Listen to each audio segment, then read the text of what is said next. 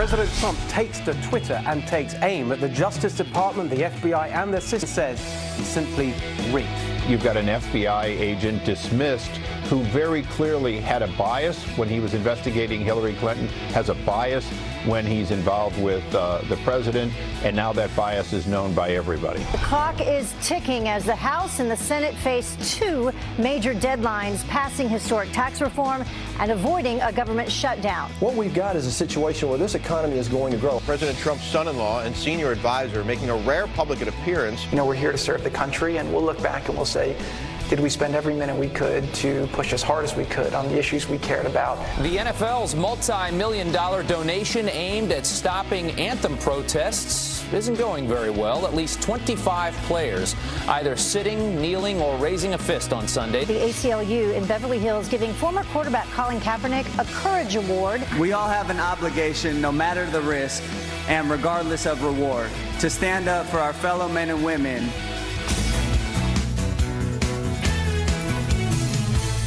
She still has a weekend. She has a radio. She came with her with a radio. Fantastic. I also stole Steve's notes. So yeah, I walked in the green room. Where are my notes? And Dr. Sapphire said, I think Rachel took them. She was in here, and her notes are right there with her phone. I did. So I made some phone calls. Well, thanks for having me here today. Yeah, no problem. I signed up at the last minute. I've been here all week, and I have to tell you, I really am impressed with how early you guys get up every day. I mean, it really is a new thing for me. I haven't done it since I was nursing, so now you know what it's like to nurse. Absolutely. Almost very similar, Right. but I imagine what you do on a daily basis at home is a lot harder than what we're doing here. What you did for 8 hours over the weekend. Are you ready for 3 more? I'm ready for 3 more. All right, Great. let's get started. All right, let's go. It's good to have you. Meanwhile, Congress is facing yet another potential roadblock in the push to get tax reform to the American people. Yeah, it's unbelievable. We're in the final lap. One Republican could be holding the whole thing up as some Democrats threaten to make sure the government shuts down. Griff Jenkins joins us live from our nation's capital with the latest. Griff. Good morning, Rachel, Brian, and Steve. Congress is back, and they have a very simple and clear mission: approve a spending bill to keep the government running past this Friday and agree on a final historic tax bill to be conferenced between the House and the Senate to send to the president's desk. But that may be easier said than done. There are significant differences between the two versions: the duration of the cuts, delays in the corporate rate slash, the repeal of the individual mandate, and the elimination of state and local deductions. Already, one senator, Susan Collins, says despite her voting for the Senate's version, there's no guarantee she'll support what comes next. No, I mean, obviously, I want to see what comes out. I believe that the amendments that I added on medical expense deductions, on property tax deductions, on helping retirement security for public employees improve the bill. And on that spending deadline, Democrats are holding out for a deal on DACA, as Budget Director Mick Mulvaney says that is simply holding the government hostage. It's funny to see it now that the Republicans are in charge. This just sheds light on the fact that the appropriations, the spending system is broken when any little group can sort of hold the government hostage. We need to get beyond that. I think that we will. I don't think you'll see a government shutdown. So 2 jobs: approve a spending bill and conference that tax cut historic bill. And we'll see. Congress is in until next Friday, the 15th. Guys? That's right. Thank you very much, Griff. The Republicans on the verge of a big win. So the House is expected to vote today to start the conference and name the negotiators. When I came in, I asked Rachel about her husband, Sean Duffy, the congressman. Where was he? And you said he was down there, thought he had to vote on stuff like this. Yeah, he wasn't going to go in until Tuesday back to D.C., but he has to come in now because they're going to vote on this so they can go to conference. Right. So it's going to be fascinating to see, number one, who's going to be the conferees for the Senate and for the House. And then when they go in there, what are they going to go in with? Because there was a lot of stuff even written on the margins with the Senate that you think to yourself, is that part of the bill? Is that part of the bill? Clearly it was. And what are these side deals that enable the Senate to get done? And does that have to get passed through the conference in order for them to vote when it goes to all of Congress? So it's going to be a fascinating week because we also have to do this thing called funding the government. The latest thing is called the Republicans going for 2 weeks. Let's just extend it for 2 weeks, according to the New York Times today, and then looks for something more long-term in terms of funding some projects that both Democrats and Republicans want. Just like last time. All right. Meanwhile, Rachel, you had a busy weekend. The President of the United States has taken on the FBI. It was revealed that, remember Robert Mueller, who is the special counsel, he has had the reputation of stocking his team of attorneys with a bunch of people who love Hillary Clinton. Well, as it turns out, they had to essentially fire from the special counsel investigation a fellow by the name of Peter Strzok. He's an FBI agent, and as it turns out, he's a Trump hater. He was corresponding with his girlfriend, a woman he was having an affair with. Also an FBI, in the FBI. She's an attorney in the FBI.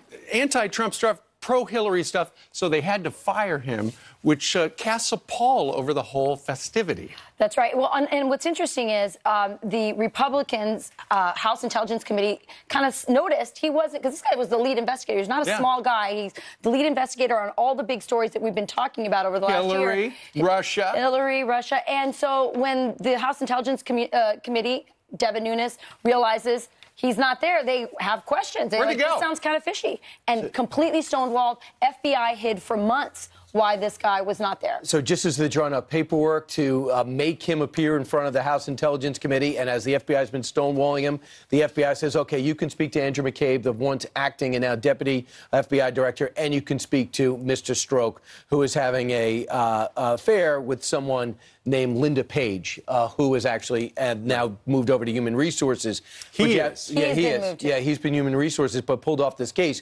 And the only thing I thought about over the weekend and listening to you, because I was listening on Sirius, unable to see you in person, as far as I know, you all could have been in jeans, which is another controversy we'll talk about later. Nice. But I will say this. You just wonder if he's the only guy. Right. Is he the only one with the anti-Trump bias doing the interviewing? And you can understand where the president can get frustrated. He just wants law and order, men and women working in the FBI. He doesn't want people with an agenda, especially with so much at stake. He wants it to be nonpartisan, as we all do. And that's why the president tweeted this out. After years of Comey, with the phony and dishonest Clinton investigation and more, running the FBI, its reputation is in tatters, worst in history. But fear not, we will bring it back to greatness. And then, as it turns out, James Comey himself started tweeting over the weekend, I want the American people to know this truth. The FBI is honest, the FBI is strong, and the FBI is and always will be independent. And he had done that. He retweeted himself from earlier in the summer. And if I have to, he went on to say, if I have to, I'll give my notes to a friend of mine to give to the New York Times after I'm fired. Did we have time? Did that go out? It didn't actually fit in the list. That could have been a crime. Right. Well, and I think that what it calls into question is all these investigations. You know, this Peter Strzok was in charge of interviewing Hillary Clinton. Remember, he was also involved on the weekend, the July 4th weekend on that Saturday. That's right. And he was also in charge of the dossier. And remember, somebody leaked the conversation between Comey and the president about the dossier, which gave permission to the press to go with this fake news story. A lot of people are wondering whether it was Peter Strzok. And so now when you look at that, you understand the reluctance for a lot of people in Washington, D.C. who've been watching this to think this is a fair investigation. Ultimately, as Ben Shapiro said on the channel, it's all about trust in government. Do you trust knowing that they had an FBI agent who hated the president running the investigation? One of the problems here is that we know that James Comey was basically letting Hillary Clinton off with nothing but a public slap on the wrist. Now we know that another FBI agent who was working on that particular case was biased against President Trump. It's certainly a problem when we have no trust in any of our institutions. I mean, the president is at war with the FBI is at war with the president, the president's at war with parts of the DOJ. Right now, it seems like no one trusts any member of any institution, and that means that you're just going to side with the people that you feel best about, the people who you agree with most on policy. And what the president, I'm sure, is going to qualify a little bit later is that there's so many great FBI agents doing great work for not a lot of money on a daily basis, never get any praise, never, they're nameless, faceless. And he does, knowing the president, he's not going after them. He's going after a lot of the people at the upper end during the Comey years. The deep state. Yeah, that seem to have a bias going into something that matters so much to the future of his administration. Right.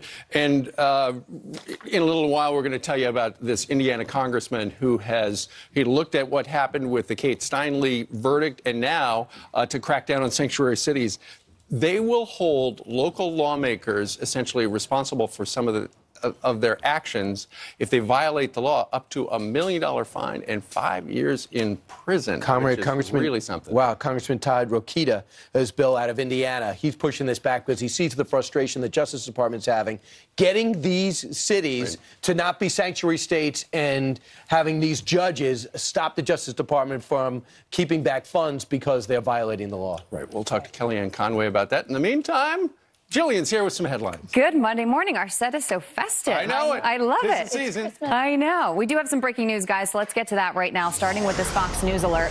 The U.S. and South Korea kicking off their largest ever joint air exercise as tensions reach a boiling point with North Korea. Starting today, more than 230 fighter jets and nearly 12,000 U.S. military personnel will take part in the 5-day effort known as Vigilant Ace. The joint drill comes just 1 week after North Korea tested its most advanced missile that may be capable of hitting anywhere in the U.S. A man charged in connection with the death of a 3-year-old girl will face a judge today. Earl Kimry, the live-in boyfriend of Mariah Woods' mother, is accused of hiding the toddler's body in a creek 25 miles from their North Carolina home. He has a long criminal history and claims to be the last person who saw the child alive. It's not known how Mariah died or who is responsible for her death. President Trump heading to Utah today to announce plans to shrink 2 national monuments. Bears Ears National Monument, created by President Obama last year, expected to be reduced by 85%, and the Grand Staircase Escalante National Monument could be cut in half. The announcement coming months after the president ordered Interior Secretary Ryan Zinke to review 27 national monuments created since the 90s. The NFL's nearly $100 million donation aimed at stopping the national anthem protests, it's not going very well. At least 25 players either sitting, kneeling, or raising their fists on Sunday, days after the league pledged financial support to social justice causes. Meantime, Patriots star tight end Rob Gronkowski could be suspended. Take a look right here after this dirty hit on Buffalo Bills cornerback Tre'Davious White. Gronk apologizing right after the game. I don't really believe in type of shots like that. Just want to apologize to Tre'Davious White. White suffered a concussion. The Patriots won the game 23-3. But hey, you know what? He owned it. He said, I'm responsible. Yeah, so I give him credit, but what's he if he's frustrated, what is the rest of the league? All they do is win. He's got 2 Super Bowls. They're up by 20 points, and he's frustrated. I know. Oops. Please. He'd like a do-over. But at least someone apologized. I'm frustrated. It doesn't mean I'm going to come over there and hit you guys. Thank you, Kelly, because you keep winning, and you have no right to do that. All right. Thank you. Meanwhile, 12 minutes after the hour, okay, dare I say 13, the NFL can't stop the anthem protests, and now Colin Kaepernick, the man who started it all, is being honored for bravery. And we just told you about the FBI agent removed from the Mueller probe. Now Congress is demanding answers about his role in the Clinton email scandal. Congressman Ron DeSantis is live. He's heading the charge into 2 other Clinton probes. He's next on Fox and Friends.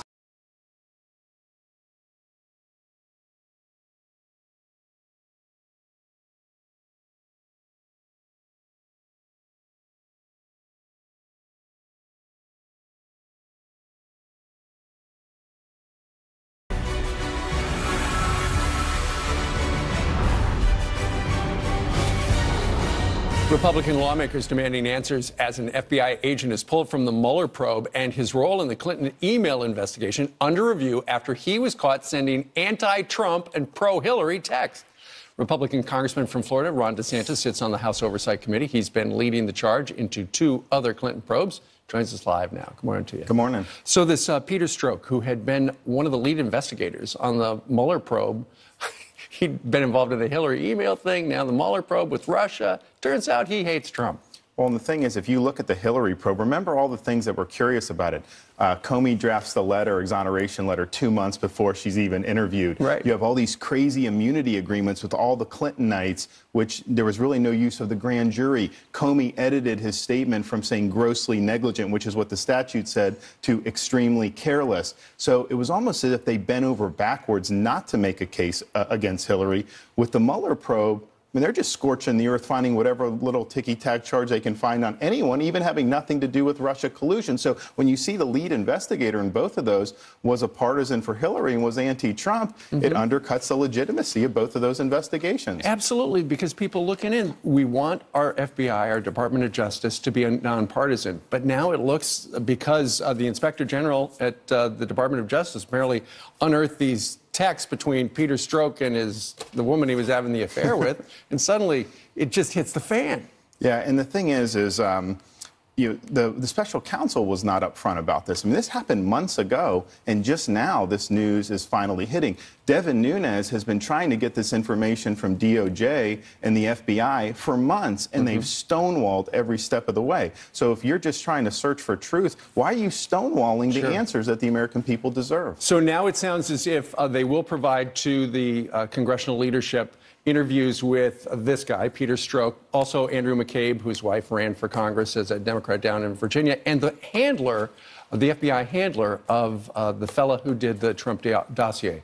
I think we're finally going to be able to connect some dots, aren't we, unless people start taking the fifth. I hope so, but they've shown a pattern over the last year saying, okay, we will comply. And then the compliance isn't quite 100%. It's maybe half. So we need to make sure we get all the information. And I think Devin has been very clear. We're going to hold you in contempt if you don't give us the information that we're entitled to. And we need to pursue the contempt if they don't give it to us. ABC was promoting, they had the smoking gun. On Friday morning, they had the news alert with Brian Ross that said that before he was elected, President Trump told Michael Flynn, go contact the Russians, which would be collusion-ish.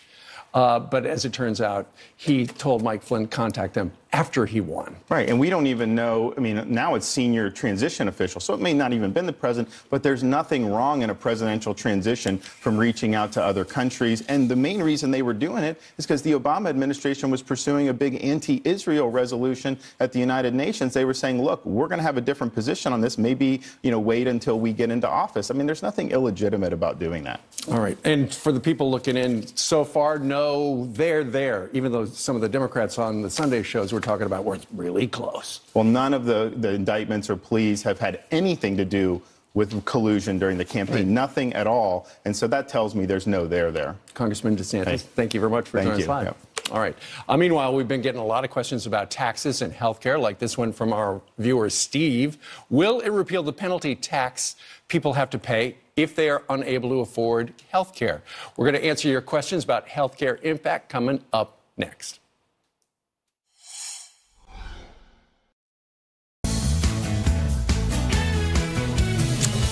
All right, time now for some quick Monday morning headlines for you. All bets are off in Washington today because the Supreme Court's set to hear a case that could legalize sports gambling nationwide. Right now, the only state that allows it is Nevada. New Jersey voters approved sports gambling in 2011, but several pro teams sued to stop it. An estimated $150 billion are illegally wagered on sports every year. Now to a Fox News alert. CVS is buying health insurance giant Aetna for $69 billion. Experts say joining forces could make it cheaper and easier for Americans to get medication and health care. Deal is not done yet. Regulators still have to approve it. We'll keep you posted. All right, Brian, Rachel? All right. Hey, we've been getting a lot of questions about the Republican tax plan from the House and Senate, and we're not experts to tell you the details. So here to answer some of those questions is Dr. Nicole Saphier. Thanks for coming. Good morning. We have a lot of questions, so we're going to get right to it. So the first question comes via email from someone named Peggy, and Peggy says, no, the tax is not part of this bill. However... Oh, no, I'm sorry. Will this plan roll back businesses being taxed for providing health care insurance that took effect under Obamacare? So the answer to that is actually no. It's not part of the bill. Yes, you were. Thank you. You want to continue? So, no, it didn't specifically roll back the taxes on the insurance companies, but the insurance companies are going to benefit from the corporate tax decreases as well as some of the improvements for small businesses. So they will be seeing help in that way. But no, does not specifically take away that tax that's implemented under the Affordable Care Act. And of course, we still have to see a final bill signed into law because they got to merge the merge beliefs beginning today. Meanwhile, this email from Steve. Steve says this: will this plan repeal the penalty tax individuals have to pay if they are unable to afford health care? That's a huge one. That is the stark difference between the House bill and the Senate bill. And although it does not do away with the requirement to have insurance, it does away with the fine. So therefore, people are no longer going to be financially penalized for not having health care. And that is a big deal. So think about this. These exchanges are going maybe more and more expensive. Deductibles are going higher and higher. And then you say, I can't afford that. Okay, then take a penalty. That's a horrible cycle. That's the big problem, is that you have people that can't afford health insurance, and now you're penalizing them and having them pay even more money because they can't afford health insurance. And so these people are suffering. So this is a big win for them. There were some late night, early morning handwritten amendments in the margins to make sure that we're stabilizing the market share or the marketplace for this. But, this is a big win for the GOP in this tax bill. If it is able to get out of the Senate. It's not in the House, it's in the Senate. Senate. That is a huge difference. Right, and in the past, the House has not been able to repeal this mandate. So whether or not they're going to get that out this week, I'm not sure. All right, so here's an email from Glenn. My 86-year-old uncle relies on the deduction for assisted living expenses to be able to afford to live at his assisted living facility. Will that be the case? And this is also the number 2 big difference between the House and the Senate bill. Being able to deduct your medical expenses. And although only about 9 million people really use this when they file their tax returns, of those 9 million people, this makes a big difference for them, especially a lot of senior citizens, people who are disabled or in long-term assistance facilities. The Senate bill, yes, you are able to deduct your medical expenses, and it makes it even better. No longer do you have to reach the 10% threshold of your income. They've actually dropped it down to 7.5%. And that is a big deal, and that's going to help a lot of people. This email is from a man, so I'm going to you do it because I have probably more apt voiceover. Stephen says this: how will the new tax bill affect Medicare? That's a great question. And although there's nothing specifically in the bill changing Medicare, there is going to be a trickle-down effect. Whenever you introduce more deficit to the budget, something that calls pay-go or pay-as-you-go kicks into action. And that essentially is you have to cut. And some of those cuts come to Medicare. Medicare is capped at 4% cuts. However, they can do away with that if they write into the bill saying, this does not include pay-go, or we're getting rid of pay-go, then that won't necessarily happen. But Medicare, as it is right now, is on an unsustainable path. We are going to be seeing cuts regardless in the future. This will hasten it, but we do need to make some major reform changes to our Medicare system regardless. And I heard the president over the weekend, it's going to be welfare reform and Medicare reform Big after deals. this gets done. Yes, and that is so important. If you do it bipartisan. So this where if you go to do it, they say, oh, he doesn't like poor people, as opposed to let's work on this to reform. The only way to get out of this, to get something together right now, is to have bipartisan support. They will need bipartisan support to do away with pay-go. So whether people want to act as obstructionists or really move forward for a bipartisan solution, we'll see. Yeah. We will see. All right. Thanks, Dr. Sapphire. Thank you guys for having me. All right. President Obama has been out of office for almost a year, but his apology tour continues, kinda. I grant you that at the moment we have a temporary absence of American leadership on the issue. Yeah, we're out of the Paris Agreement. That's temporary, maybe not. He's still saying sorry. That's right. And the NFL can't stop the anthem protests, and now Colin Kaepernick, the man who started it all, is being honored for bravery. We got Dan Bongino coming up. He's fired up about this. He's coming up next.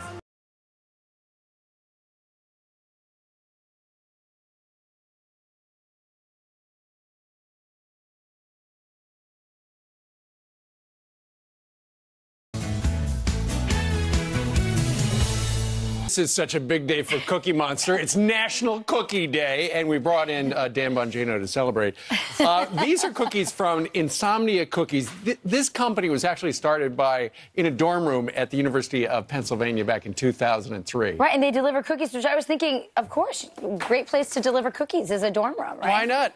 And by the way, today if they want to deliver, by the way, and you go ahead, you place the order within 30 to 45 minutes, over 100 locations, and if they don't deliver, you can just go grab them off somebody's set. That's how fast they go. They're celebrating Cookie Day by giving customers a free chocolate chunk cookie with every purchase. All right, Joel, if I give you this, will you make sure that nobody else gets it? Sure, yeah. Give it to the crew. Nothing will happen today. I guess we're queuing ourselves for the next half hour. All right. Meanwhile, Dan Bongino's here, former NYPD guy and former Secret Service agent and host of the Dan Bongino Fund on a show on the CRTV. So, Dan, what a week. You talk about even a weekend, I would say, between Friday the taxes and then between Friday the Flynn deal. How much trouble is the president in? You know, he's in a lot of trouble, but he's in a lot of trouble for not so obvious reasons. I don't think the president did anything wrong, but he's in a lot of trouble because he's been subjected to the most disingenuous, dishonest, disgusting, and disturbing political witch hunt in American history. Think about how this entire thing's been set up. You know, Byron York has a killer piece in the Washington Examiner today about the Logan Act. This started with the Logan Act. Never before prosecuted. Brian, the federal equivalent of jaywalking. Like, if someone said, hey, Doocy got arrested out front for jaywalking, everybody on the set would be astonished. Well, why? It's against the law. Because no one's ever been prosecuted for that in New York. Well, maybe, but at the federal level, Logan Act, never before, and that started this entire thing. This is a witch hunt, nothing more. The big headline, though, for a lot of people is, you know, we'd heard that Robert Mueller had a bunch of Democrats, lawyer, investigators on his team. Now, as it turns out, one of the top investigators at the FBI, who was involved in the Hillary Clinton email server and then the Russian collusion case, is a Trump hater. He was exchanging anti-Trump, pro-Hillary tweets, rather not tweets, texts, with his girlfriend who worked at the FBI. And, Steve, if you read some of the reporting, I think it was James Rosen who wrote the piece at Fox News, which I covered extensively. There are sources in the FBI who were deeply troubled by this, who said, hey, there's documentary evidence that this guy's been involved in everything. Think about this. If this entire thing was due to a guy at the management level of the FBI who somehow may have gotten hold of this dossier and used this as a pretext to investigate the president of the United States on false charges, using the the investigative arm of government. I mean, what are we in, a third world republic right now? That's deep state right there. And it's funny, they all laughed at us for saying deep state stuff, and it looks like it's real. But will this undermine, I mean, are they going to go back and look at the Hillary Clinton investigation? Does this undermine the Mueller investigation on Flynn, on Trump? I mean, what do we got here? You know, Rachel, I don't understand how this Mueller investigation at this point has any credibility left. I mean, where's the scheme? You know, Andy McCarthy, someone who's been doing great work at National Review. He writes this great piece where he says, where's the scheme? Show me the money. Like, where's the beef? You got, so far we've had three investigations. We've got two fibbers. You got Flynn and you got Papadopoulos arrested for fibbing, a charge in my experience as a federal agent. Well, you can't lie to the FBI. No, you can't. It's unquestionably a crime, Steve, but you can't jaywalk either. Right. The point is that, are you using it because it was really a crime of national interest, or were you using it to shake down Flynn, which I believe is what happened? Which is Papadopoulos, too. It's like, I got you on this. I'm going to prosecute you on this unless you start maybe wearing a wire and go talking to these people. So could I tell me if this is oversimplification?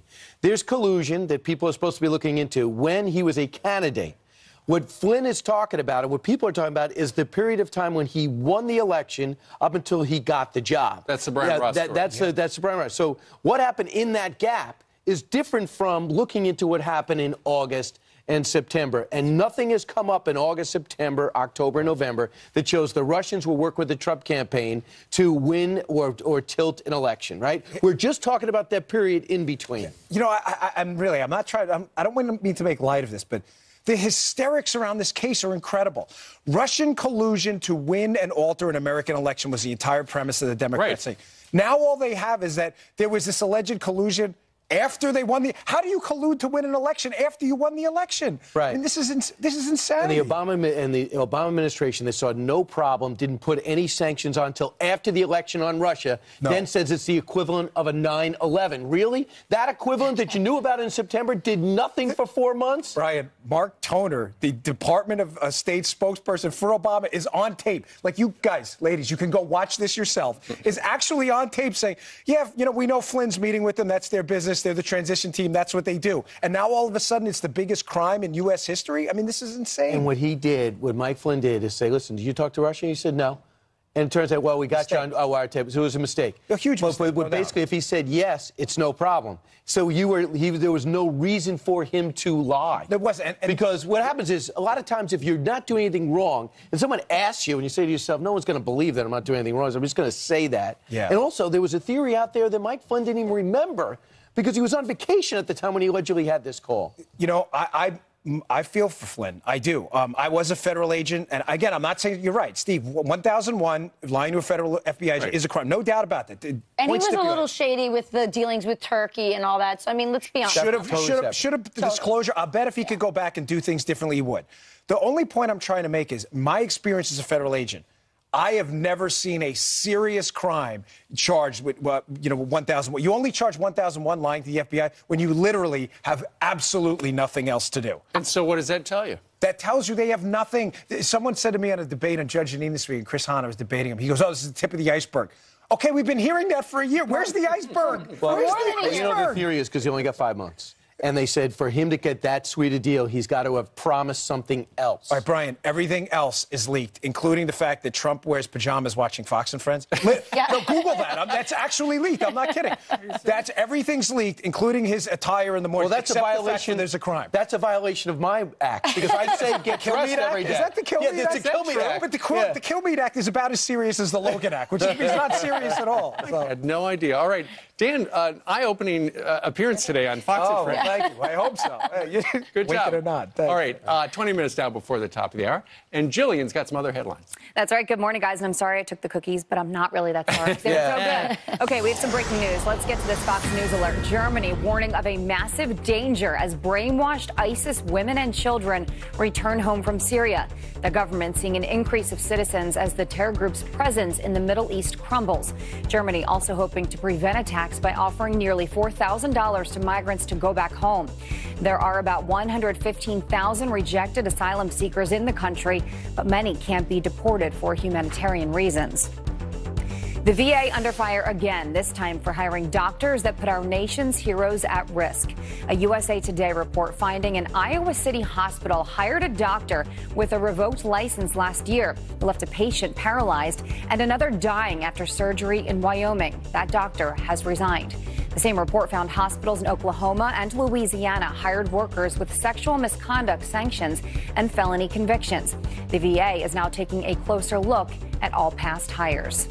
A brand new push to get a Clinton back in office. A Politico writer thinks Chelsea would have what it takes to run for Senate in Arkansas if Tom Cotton leaves to head to the CIA.